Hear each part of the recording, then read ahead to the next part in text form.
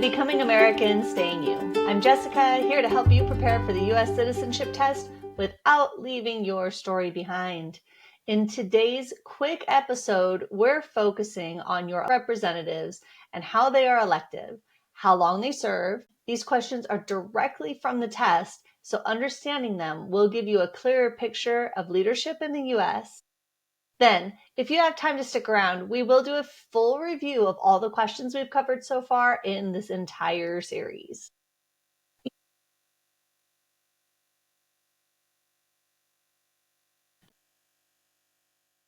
A couple of the questions today are reflective of what we learned in our last episode, number 4. So we're going to do a quick review of episode 4 only before we get too much farther. So first of all, how many U.S. senators are there?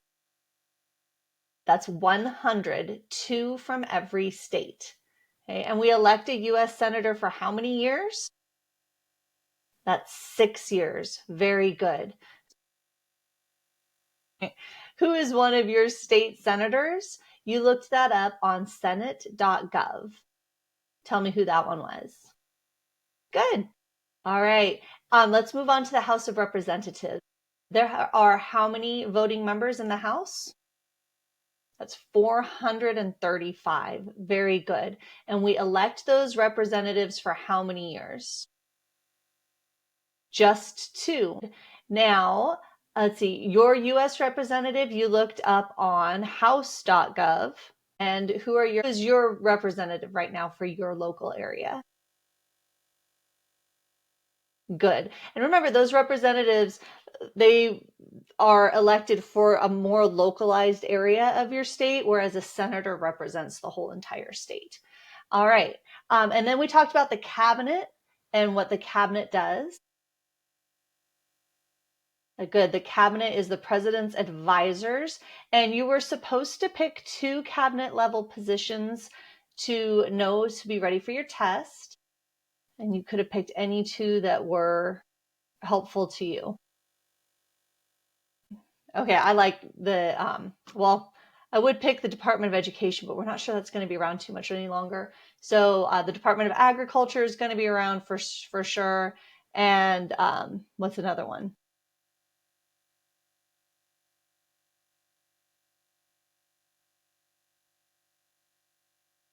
We're going to go with the Department of Transportation because my husband's currently pushing his car across my lawn.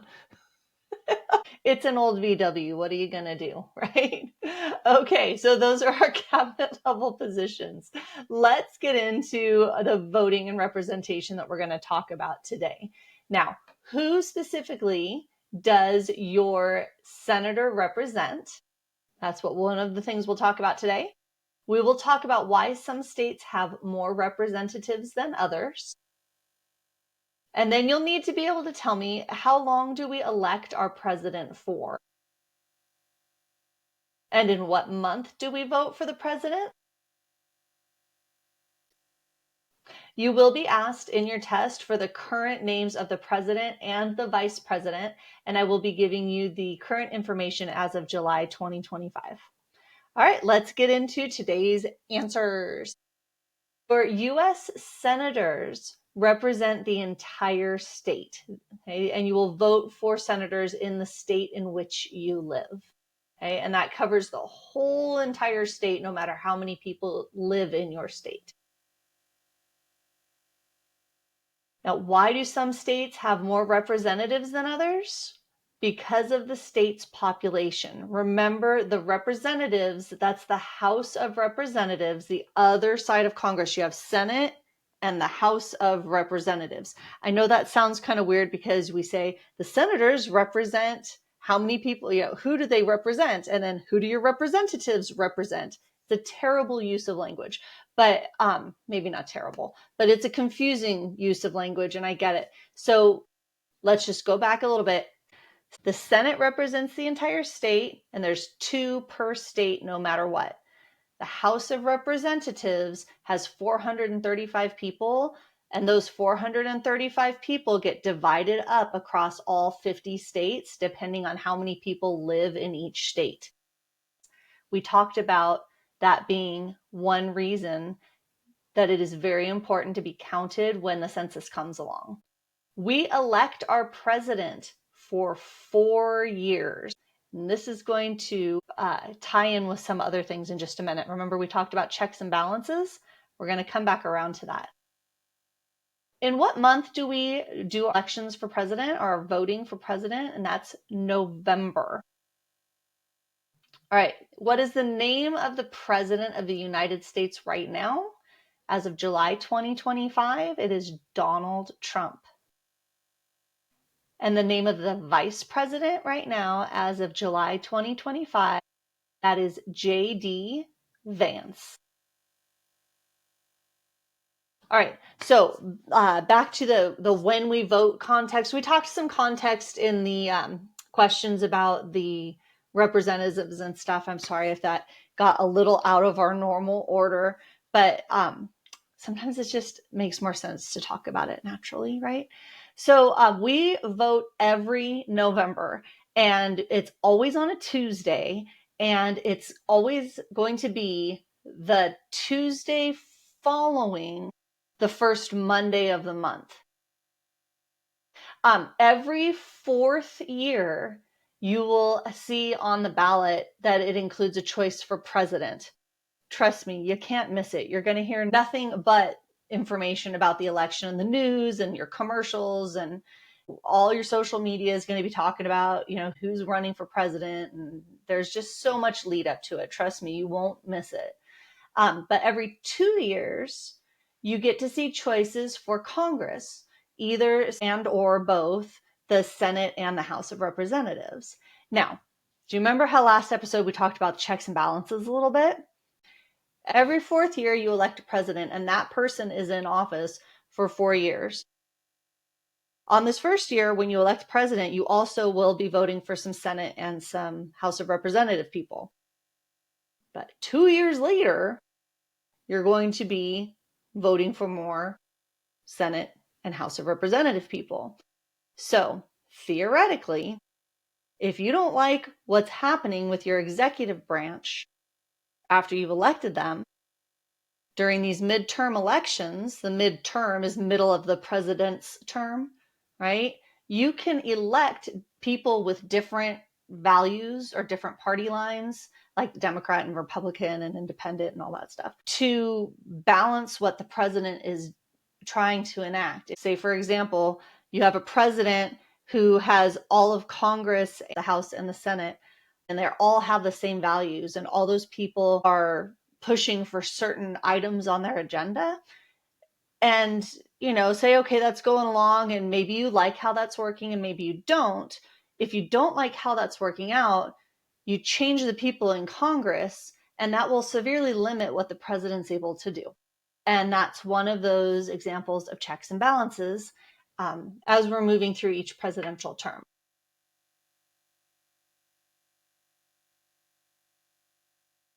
So reflecting on your roots.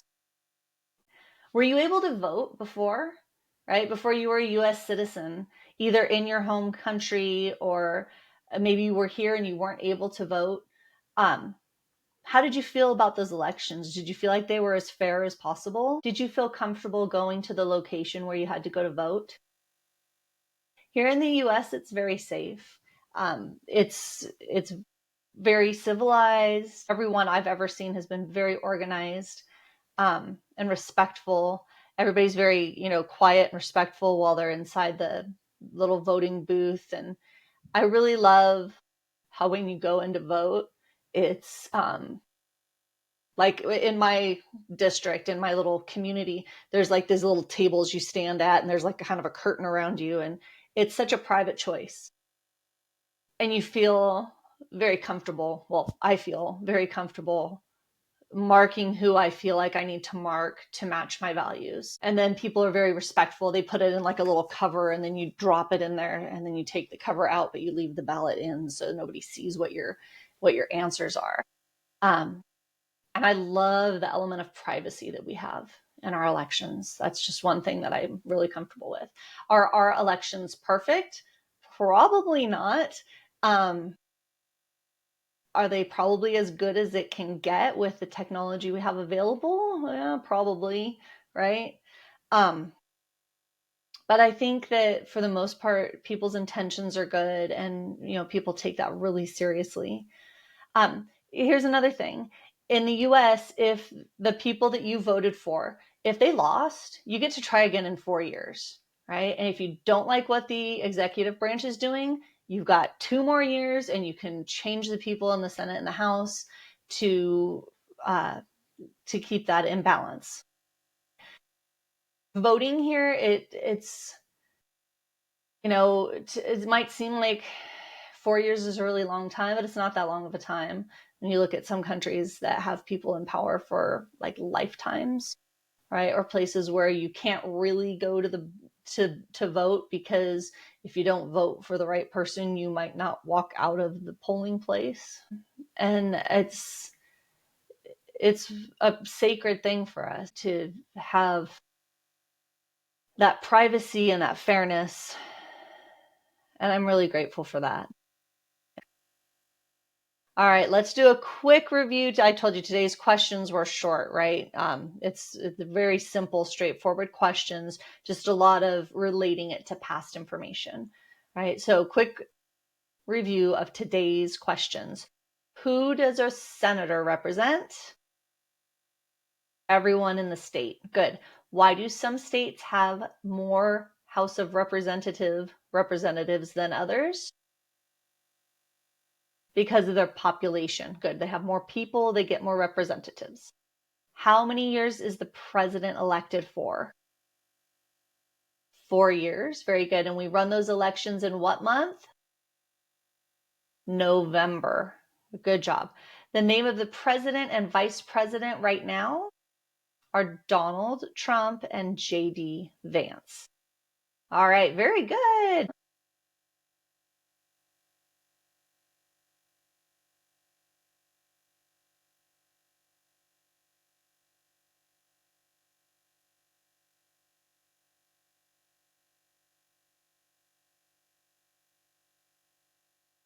That's it for episode 5 of Becoming American, Staying You. Stick around after the outro for a review of all the questions we've covered so far on this podcast. You have learned so much. If you feel like this podcast is helping you, please feel free to share it with someone else who's preparing for the test. And remember, knowledge is power. Pass the test, keep your roots. See you next time. Or stick around for our rapid fire review.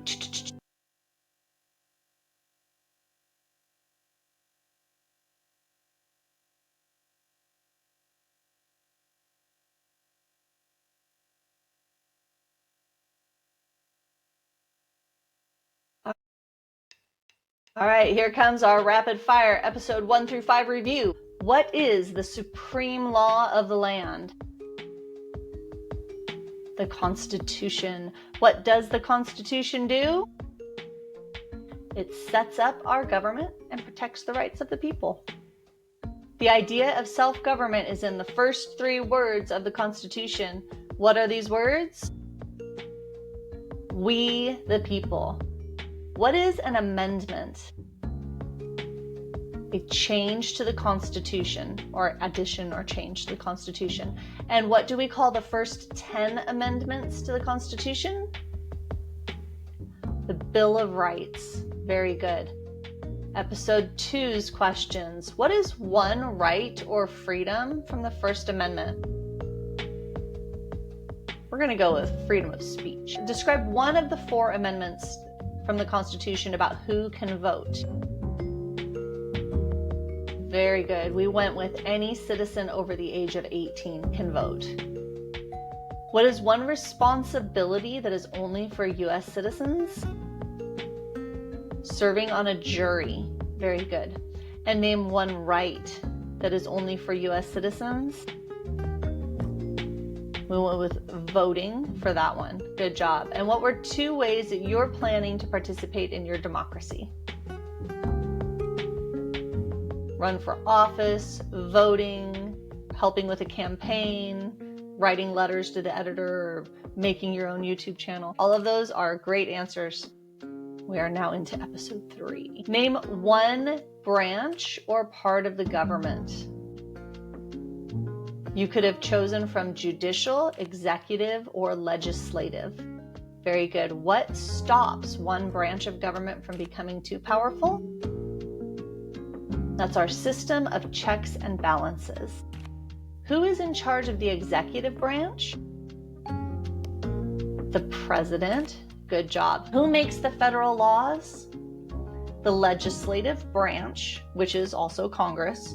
And what do we call the U.S. Congress? There's two parts of it, the Senate and the House of Representatives. And those two groups make up Congress, and Congress is the legislative branch. Next. Episode 4 test questions. This was a nitty-gritty one. How many U.S. senators are there? 100. Very good, because there's 2 for each state. How many years do we elect those senators for? 6. Very good. Who is one of your state's U.S. senators right now? And that one you've got to look up. That's going to be on senate.gov, right? And the House of Representatives has how many voting members? That's 435. And they're elected for how many years? Good, that's just 2 years. Who is your U.S. representative?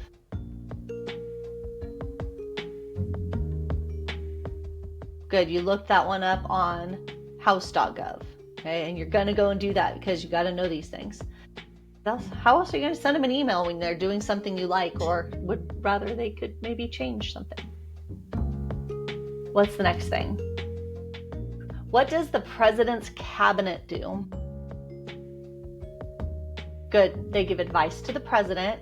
And what are 2 cabinet level positions? Great. Pick ones that are important to you. Go back to that episode. You can look at that big old long list. But I think today we went with the Department of Agriculture and Transportation. Can't go wrong with that. Everybody's got to eat. Everybody's got to get places. There we go.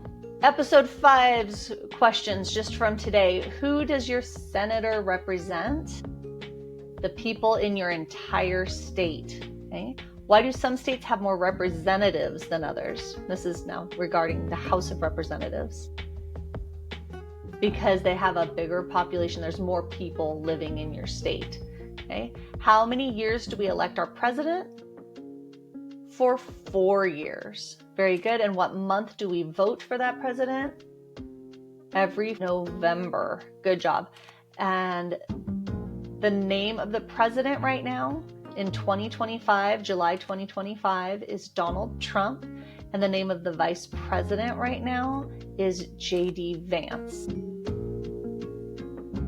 All right, you guys, that was a lot, but look how much you're learning. I'm so proud of you. Keep up the good work, and we will see you next time. Bye.